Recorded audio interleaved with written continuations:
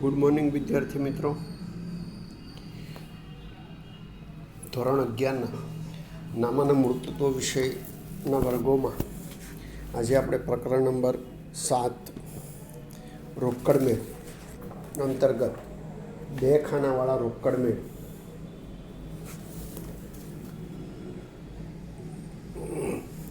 અંગે અભ્યાસ કરવાના છીએ.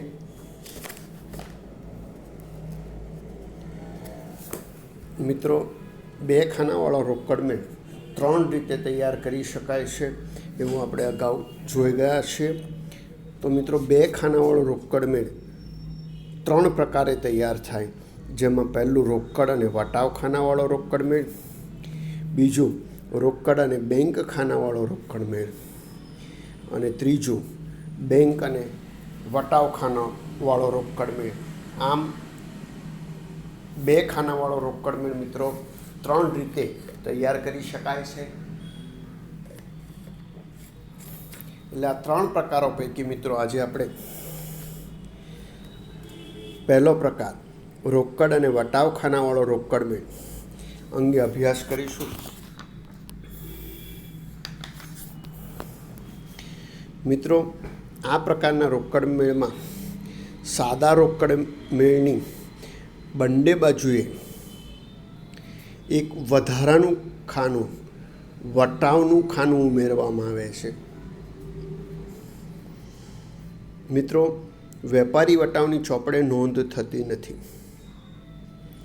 અગાઉના પ્રકરણોની અંદર મિત્રો આ અંગે આપણે અભ્યાસ કરી ગયા છીએ કે વેપારી વટાવની હિસાબી ચોપડે કોઈ નોંધ કરવામાં આવતી નથી. માત્ર રોકડ વટાવની જ ચોપડે નોંધ કરવા માટે વટાવ ખાનું રાખવામાં આવે છે. એટલે રોકડ અને વટાવ ખાનાવાળા રોકડ મેળમાં રોકડ વટાવની નોંધ કરવા માટે વટાવનું ખાનું રાખવામાં આવે. આ પ્રકારના રોકડ મેળમાં રોકડ ખાનું અને વટાવ ખાનું હોય છે. એટલે કે રોકડ મેળની બંને બાજુ, ઉધાર બાજુ અને જમા બાજુ, બંને બાજુએ રોકડ અને વટાવનું ખાનું રાખવામાં આવે છે.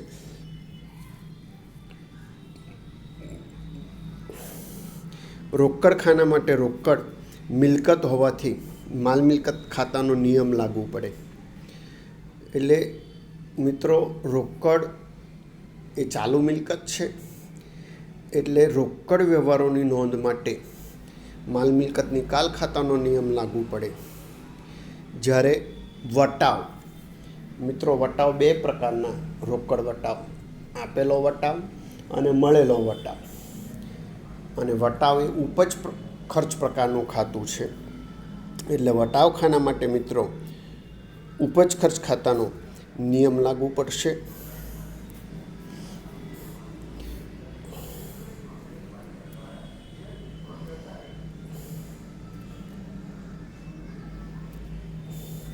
હવે મિત્રો, રોકડ અને વટાવ ખાનાવાળા રોકડ મેળનો નમૂનો જોઈએ તો શીર્ષક આવશે શ્રી ખાલી જગ્યાનો રોકડ મેળ, અથવા શ્રી ખાલી જગ્યાનો રોકડ અને વટાવ ખાનાવાળો રોકડ મેળ એવું શીર્ષક પણ આપણે લખી શકીએ.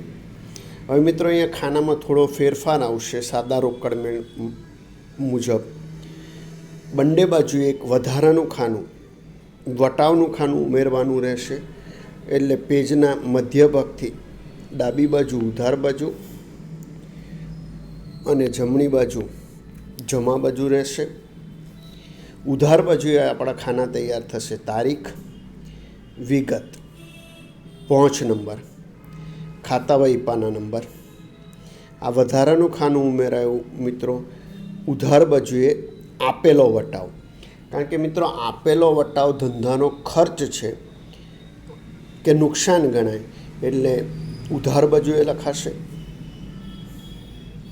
અને ત્યારબાદ રકમનું ખાનું એટલે કે રોકડનું ખાનું. તે જ રીતે મિત્રો જમા બાજુએ તારીખ, વિગત એટલે કે વ્યય, વાઉચર નંબર, ખાતા વહીપાના નંબર. અહીંયા આ નવું ખાનું મિત્રો ઉમેરાયું મળેલો વટાવ. કારણ કે મળેલો વટાવ ઉપજ કે લાભ તરીકે જમા બાજુએ લખાશે. અને છેલ્લે ખાનું આવશે રોકડ ખાનું એટલે કે રકમ. મિત્રો એટલે અહીંયા સાદા રોકડ મેળ મુજબ માત્ર બંને બાજુએ એક એક ખાના ઉમેરાયા. ઉધાર બાજુએ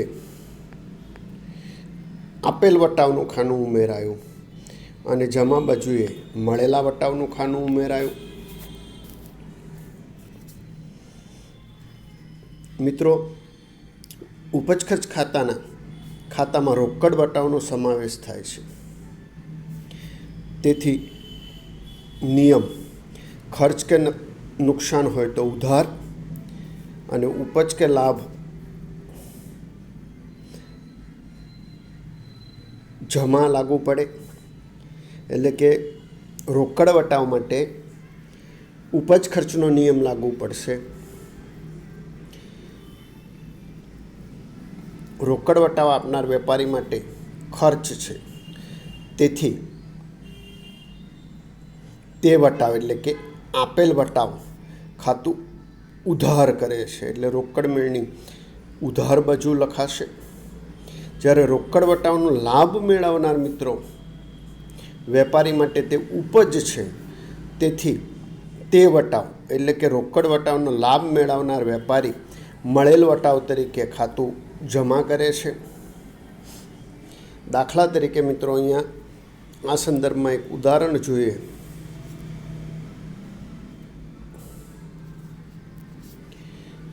તો દેવાદાર પાર્થ 3080ના દેવા પેટે 3000 આપણને ચૂકવી આપે.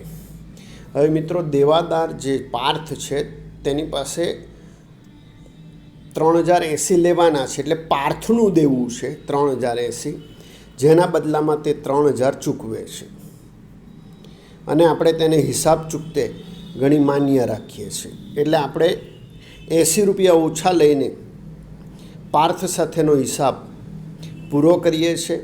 એટલે આપણે 80 રૂપિયા વટાવ આપ્યો કહેવાય. પાર્થ પાસેથી મળેલ રકમ ધંધામાં આવે છે. માલ મિલકત ખાતાના નિયમ મુજબ આવે તો ઉધાર એટલે ધંધામાં રોકડ આવે છે એટલે રોકડ ખાતું ઉધાર થશે. અને વટાવ આપવામાં આવે છે એટલે વટાવ ખર્ચ હોવાથી ખર્ચ કે નુકસાન ઉધાર થતા હોવાથી મળેલ રકમ અને આપેલ વટાવ રોકડ મેળમાં મિત્રો ઉધાર બાજુએ નોંધવામાં આવશે.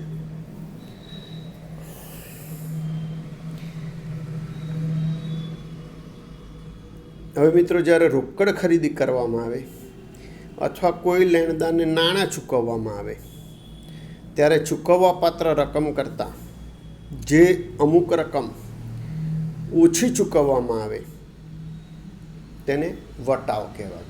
એટલે જે ઓછી રકમ ચૂકવવામાં આવે તે વટાવ કહેવાશે. અને મળેલ વટાવ એ લાભ કહેવાય. તેથી નિયમ ઉપજ કે લાભ જમા કરો એટલે અહીં મળેલ વટાવ જમા થશે. દાખલા તરીકે અશોક પાસેથી 2040નો માલ રોકડેથી ખરીદ્યો. મિત્રો અશોક પાસેથી 2040નો માલ ખરીદવામાં આવે છે અને બદલામાં ચૂકતે હિસાબે 2000 ચૂકવ્યા. હવે મિત્રો આપણે ખરીદી 2040 રૂપિયાની કરી છે અને આપણે અશોકને 2000 રૂપિયા ચૂકતેના હિસાબે ચૂકવીએ છીએ એટલે 40 રૂપિયા ઓછા ચૂકવીએ છીએ. હવે મિત્રો અહીંયા 2000 ચૂકવીએ એટલે રોકડ જાય છે અને 40 રૂપિયા ઓછા ચૂકવીએ છીએ જે મળેલ વટાવ તરીકે લાભ હોવાથી રોકડ મેળમાં જમા બાજુએ નોંધવામાં આવશે. એટલે 2000 રોકડની જાવક પણ રોકડ મેળમાં જમા બાજુએ લખાશે અને મળેલો વટાવ લાભ હોવાથી મળેલો વટાવ પણ રોકડ મેળમાં જમા બાજુએ લખવામાં આવશે. અહીં મિત્રો એક અગત્યની બાબત એ છે કે આ પ્રકારના 2 ખાનાવાળા રોકડ મેળમાં રોકડ રકમના ખાનાની બાકી શોધવામાં આવે છે, પરંતુ વટાવના ખાનાની બાકી શોધવામાં આવતી નથી. એટલે મિત્રો ઉધાર બાજુએ આપેલ વટાવ અને જમા બાજુએ મળેલો વટાવ દર્શાવવામાં આવે છે. એટલે રોકડ ખાનું જે છે એનો તફાવત શોધીને છેવટની બાકી શોધવામાં આવે, પણ વટાવની છેવટની બાકી શોધવામાં આવતી નથી. અહીં ઉધાર બાજુ આપેલ વટાવના ખાનાનો સરવાળો કરવામાં આવે અને કુલ રકમ આપેલ વટાવ ખાતે ઉધાર કરવામાં આવે છે. એટલે કે આપેલ વટાવનું ખાતું ખોલીને તેની ઉધાર બાજુએ આપેલ વટાવ તરીકે નોંધ કરવામાં આવે. તે જ રીતે જમા બાજુ મળેલ વટાવના ખાનાનો સરવાળો કરી કુલ રકમ મળેલ વટાવ ખાતે મિત્રો જમા કરવામાં આવે છે. એટલે આમ બે ખાનાવાળા રોકડ મેળમાં જો વટાવ ખાનું હોય તો એ વટાવ ખાનાની બાકી છેવટની બાકી શોધવામાં આવતી નથી. એટલે મિત્રો આ રીતે રોકડ અને વટાવ ખાનાનો વાળો બે ખાનાનો રોકડ મેળ તૈયાર કરવા માટે આપણે ઉપરની બાબતો ધ્યાનમાં રાખવાની છે. હવે મિત્રો આ અંગે બે ખાનાવાળો એટલે કે રોકડ અને વટાવ ખાનાવાળો રોકડ મેળ કઈ રીતે તૈયાર થાય તે અંગેનું આપણે ઉદાહરણ નંબર 2 જોઈશું. મિત્રો અગાઉ પણ તમને કહેવામાં આવેલું છે કે જ્યારે પણ ઉદાહરણનો અભ્યાસ કરતા હોઈએ ત્યારે તમારે પાઠ્યપુસ્તક સાથે રાખવાનું છે. હવે મિત્રો ઉદાહરણ નંબર 2ની રકમ જોઈએ તો નીચેના વ્યવહારો પરથી શ્રી ગિરીશભાઈનો બે ખાનાવાળો એટલે કે રોકડ અને વટાવ ખાનાવાળો રોકડ મેળ તૈયાર કરો એવી આપણને સૂચના છે. એટલે આપણે ગિરીશભાઈનો રોકડ અને વટાવ ખાનાવાળો રોકડ મેળ તૈયાર કરવાનો છે.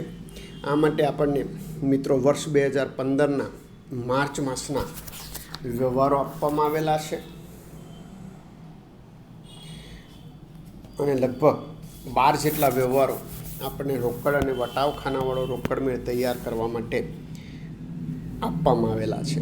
હવે મિત્રો એક પછી એક વ્યવહાર વાંચીને આપણે રોકડ મેળમાં તેની નોંધ કરવાની છે. આ માટે સૌ પ્રથમ આપણે મિત્રો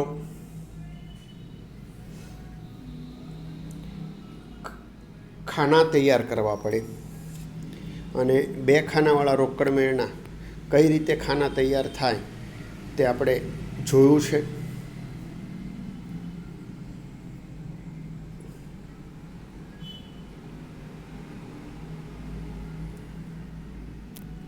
મિત્રો આપણું શીર્ષક આવશે શ્રી ગિરીશભાઈનો માર્ચ 2015નો રોકડ મેળ. લખવું હોય તો અહીંયા કૌંસની અંદર મિત્રો લખી દેવાનું રોકડ અને વટાવ ખાનાવાળો. હવે મિત્રો રોકડ મેળ એક ખાતા સ્વરૂપ છે એટલે એમાં બે બાજુ હશે, ઉધાર બાજુ અને જમા બાજુ.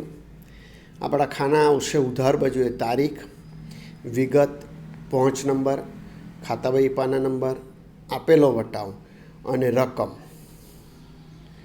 તે જ રીતે જમા બાજુએ આપણા ખાના હશે તારીખ, વિગત, વાઉચર નંબર, ખાતાવહી પાના નંબર, મળેલો વટાવ અને રકમ. હવે આ રીતે મિત્રો ખાના તૈયાર થઈ ગયા પછી આપે આ ખાનેની ઊભી લીટીઓ દોરી દેવાની છે, પણ નીચે જ્યારે બધા જ વ્યવહારો નોંધાઈ જાય ત્યારે છેલ્લી લીટીઓ તમારે દોરવાની છે. આ વાતનું ખાસ ધ્યાન રાખવાનું છે. હવે મિત્રો આપણે એક પછી એક વ્યવહાર જોતા જઈએ.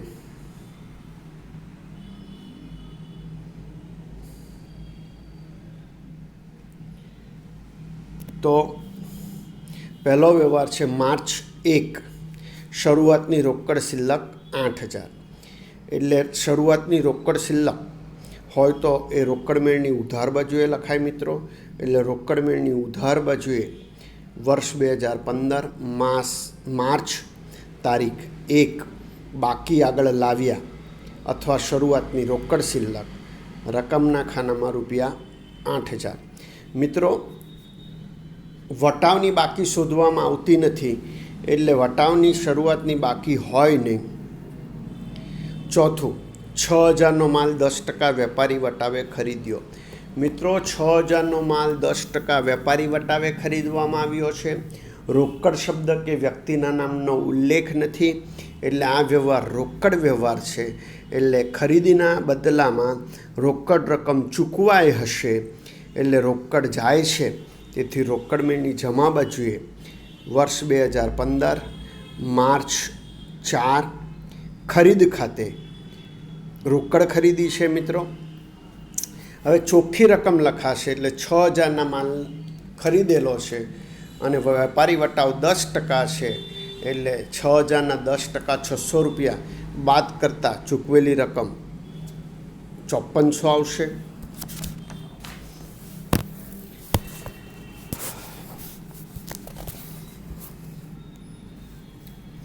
હવે મિત્રો 7 તારીખનો વ્યવહાર જોઈએ તો પ્રવીણે 3000નો માલ રોકડેથી 5% રોકડ વટાવે વેચ્યો.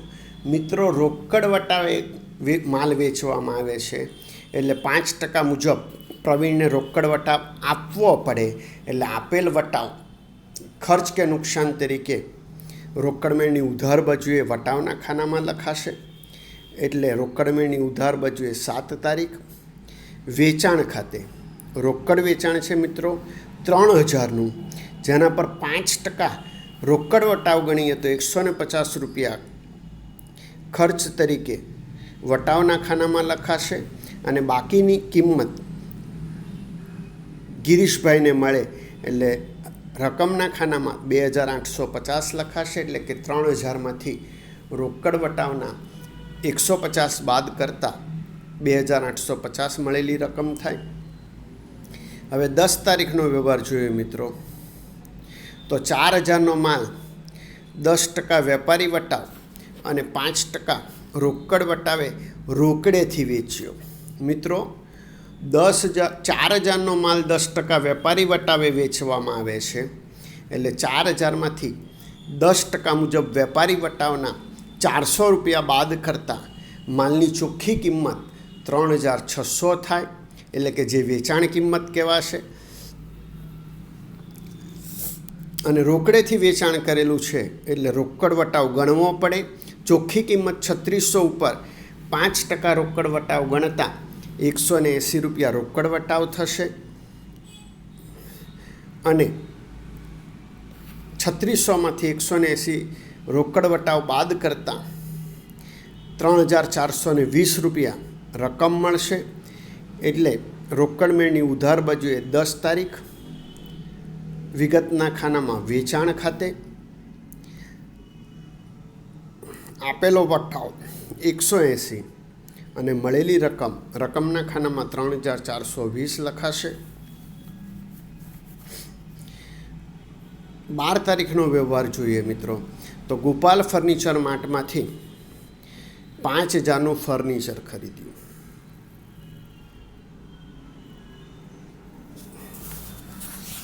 હવે ગોપાલ ફર્નિચર માર્ટમાંથી ફર્નિચર ખરીદવામાં આવે છે, પણ મિત્રો આ વ્યવહાર શાખનો છે, કારણ કે માત્ર ગોપાલ ફર્નિચર માર્ટના નામનો ઉલ્લેખ થયો હશે, એટલે વ્યવહાર ઉધાર ગણાશે. તેથી રોકડ મેળમાં તેની નોંધ થશે નહીં.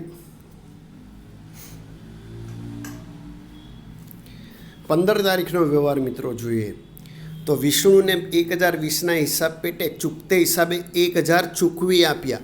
મિત્રો વિષ્ણુને 1020 રૂપિયા આપવાના હતા, જે પેટે 1000 ચૂકવી આપ્યા, એટલે હિસાબ ચૂકતેના હિસાબે ચૂકવ્યા. એટલે હવે વિષ્ણુને કંઈ ચૂકવવાનું બાકી રહેતું નથી એમ માનીને રકમ ચૂકવી છે, એટલે 20 રૂપિયાનો વટાવનો લાભ થાય છે. એટલે રોકડ મેળની જમા બાજુએ તારીખ 15 રકમ વિષ્ણુને ચૂકવવામાં આવે છે, એટલે વિગતના ખાનામાં વિષ્ણુ ખાતે 20 રૂપિયા ઓછા ચૂકવીએ છીએ, એટલે મળેલ વટાવ તરીકે વટાવના ખાનામાં 20 અને 1000 ચૂકવવામાં આવે છે, એટલે રોકડ જાય છે, એટલે જમા બાજુએ રકમના ખાનામાં 1000. 1600 કમિશનના ચૂકવી આપ્યા. અરે મિત્રો 1600 નહીં, તારીખ 16નો વ્યવહાર કમિશનના 900 ચૂકવી આપ્યા. મિત્રો કમિશન ચૂકવવામાં આવે છે, એટલે ધંધામાંથી નાણાં જાય છે, એટલે જમા બાજુએ 16 તારીખ કમિશન ખાતે રકમના ખાનામાં 900. 18 તારીખનો વ્યવહાર જોઈએ તો કમલેશ પાસેથી લેણા 1560ના હિસાબ ચૂકતે પેટે 1500 મળ્યા. મિત્રો, કમલેશ પાસે 1560 લેણા હતા, એટલે કે લેવાના હતા, જેના બદલે 1500 ચૂકતે પેટે મળે છે. એટલે 60 રૂપિયા ઓછા મળે છે, એટલે 60 રૂપિયા આપેલો વટાવ કહેવાશે. એટલે ઉધાર બાજુએ 18 તારીખ કમલેશ ખાતે આપેલો વટાવ 60 અને મળેલી રકમ 1500. 20 તારીખનો વ્યવહાર જોઈએ મિત્રો તો પગારના 2000 અને મજૂરીના 400 ચૂકવ્યા. બંને રકમ ચૂકવાય છે, ખર્ચ છે, એટલે રોકડ જાય છે, એટલે જમા બાજુએ 20 તારીખ પગાર ખાતે 2000, 20 તારીખ ફરીથી મજૂરી ખાતે 400. 23 તારીખનો વ્યવહાર જોઈએ તો વિશ્વા પાસેથી 2000નો માલ 10% વેપારી વટાવ અને 10% રોકડ વટાવે રોકડેથી ખરીદ્યો. મિત્રો, રોકડેથી માલ ખરીદવામાં આવે છે એટલે જાવક થાય જમા બાજુએ ખરીદ ખાતે વિગતના ખાનામાં. હવે 2000નો માલ 10% વેપારી વટાવ, એટલે 2000માંથી 10% વેપારી વટાવ મુજબ 200 રૂપિયા વટાવ બાદ કરતાં માલની ચોખ્ખી કિંમત મિત્રો 1800 થશે. અને આ 1800 રૂપિયા 10% રોકડ વટાવે કાપીને ચૂકવી દેવાય છે, એટલે 1800ને 10% કરતાં 180 રૂપિયા રોકડ વટાવ મળશે. અને 180 રૂપિયા વટાવ મળે રોકડ એટલે 1620 રોકડ ચૂકવાશે.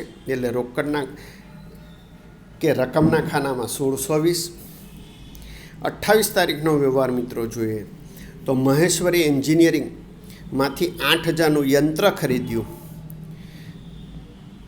જે પૈકી 5000 ચૂકવી આપ્યા. મિત્રો, યંત્ર 8000નું ખરીદવામાં આવે છે અને બદલામાં 5000 ચૂકવવામાં આવે છે, એટલે કે 3000 જે ચૂકવવાના બાકી રહે છે તે 1 માસ પછી ચૂકવવાના છે. એટલે આપણે યંત્ર પેટે 5000 ચૂકવ્યા છે, એટલે રોકડ જાય છે, એટલે જમા બાજુએ 28 તારીખ યંત્ર ખાતે ચૂકવેલી રકમ જે છે 5000 તે રકમના ખાનામાં લખાશે. હવે મિત્રો, તમામ વ્યવહારો નોંધાઈ ગયા છે, એટલે આપણે બાકી શોધવી પડે. પણ મિત્રો, તમામ વ્યવહારો નોંધાઈ ગયા એટલે આપણે અહીંયા તમારે એક લીટી દોરી દેવાની છે.